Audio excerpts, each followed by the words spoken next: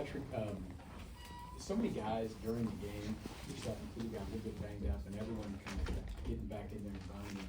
You kind of feel the importance of the game with the fact that everyone, no matter what, was trying to get back out there on the field. Yeah, I think it speaks to the people that we have in this locker room. You know, they want to win and they want to leave it all out there.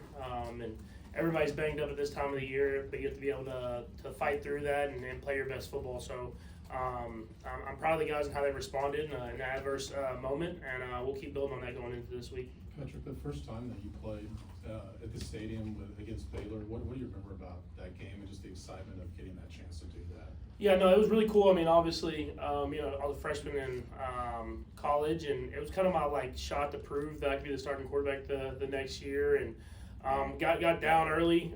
Not a lot of stuff wasn't going our way, and we were playing a really good football team, but we were able to rally back and came up a 2-point conversion short. And so I think the biggest lesson I learned was I took a sack on the 2-point play, and I was like, and Coach Kingsbury came to me after the game, was like, it's 2-point play, you got to just throw it up or do something. So just learning stuff like that, but it was also obviously an awesome experience for me growing up in the East Texas area. Did you go to the stadium at all as a kid, just as a fan? Yeah, I went a good amount. I once to the old stadium when I was really young, and then the new stadium once it was built. My dad used to get he could get us into the bottom area where the Cowboys come out, so we'd get the nosebleed seats, and then just go down there the whole game. I don't know if that's allowed, but it was really cool, just making memories with my dad and my brother and stuff like that. And so got to go to probably 3 to 4 games growing up. Patrick, the short weeks obviously pose a challenge, but playing on Christmas, playing on Thanksgiving, things like that, how was that made up for, I guess, with just your adrenaline and excitement to be in the spotlight that way? Yeah, I mean, obviously you grow up watching Thanksgiving games, no matter who you're a fan of. If it's the Lions, Cowboys, or whoever's playing at night, I mean, you grow up watching those games, and so I think as that kid in me wants to be able to go out there and play on Thanksgiving and find a way to win. And obviously, short week, we're grinding in here right now and getting the whole game plan in and making sure everybody's prepared and ready to go. But I think we're excited to get to go out there and play on Thanksgiving against a really good football team and the whole world watching. And even just to that point too, in the bigger picture sense, are you pretty cognizant of that, like what this does for Chiefs' presence and brand in terms of being visible all over the world? Yeah, I mean, obviously we've played some Super Bowls too, so I think more than anything, we just want to win. You know, if you're going to be in front of everybody, you want to win the football game. So I mean, you're definitely aware of it, but you're more worried about winning the football game. Patrick, was a kid you have been excited to play at Cowboys Stadium? Yeah, no, for sure. Just getting to play back at home, and obviously have a lot of people in attendance that may not get to come up to Kansas City all the time and watch the games, and so it'll be a really cool experience playing there, especially on Thanksgiving. And I'll have a lot of family and friends in the stands. How many tickets you got to get? I got a really big suite. I don't really do the numbers, more of a Brittany question, but I'm sure it's gonna be 50 plus. Capacity? Yeah, I mean there's no tickets left. That's all I know. So I don't know how that worked out, but I usually let Brittany handle all that. What's tangible from the successes of the fourth quarter and overtime last game that you think can carry over with the offense in this game? Yeah, I think it was huge that we beat man coverage. You know, I think throughout the last few weeks here, teams are really challenging us in man, and I got to be able to make those throws in those big moments, and I was able to make the throws. Guys were able to get themselves open.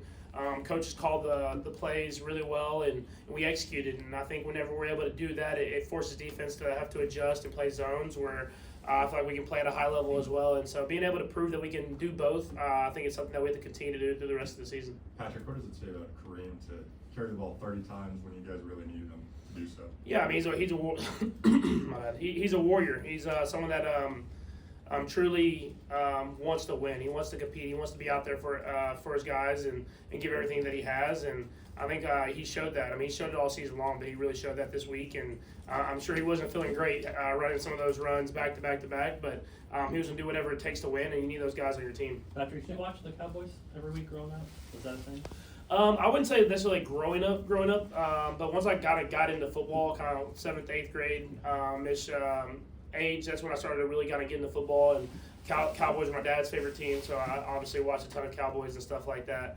And I got to watch a lot of Tony, so I watched Tony play a ton, and so it's been cool to get to meet him now, just because he was the quarterback that I grew up watching, and there was a lot of good times watching those games with my family. So it was it's definitely going to be surreal being able to play them at the stadium. I watched them play it a lot. As you watched the defense this week getting ready for the Cowboys, they were obviously very good in the second half against the Eagles to shut them out. They look like they're playing better football as they get along. What are your impressions of them right now? Yeah, I mean, I think you said it exactly right. I mean, obviously they've been in the scheme a little bit longer, and then they've added players. They've also gotten players healthy.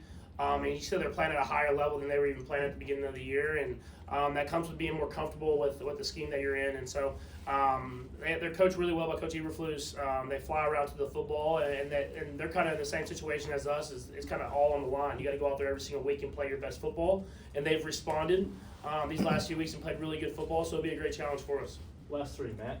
Patrick, it looked like in the fourth quarter overtime you were favoring the leg a little bit. When did that pop up during the game, and how are you feeling now? Yeah, I mean, it kind of just little tweak thing he did kind of on the first run down the sideline, trying to open up, and then having another run kind of back to back. But I mean, it's just kind of part of it. It's just part of playing football. Stuff like that happens, and all you do is you get back in, you get some work on it, and you go out there and practice. Sam?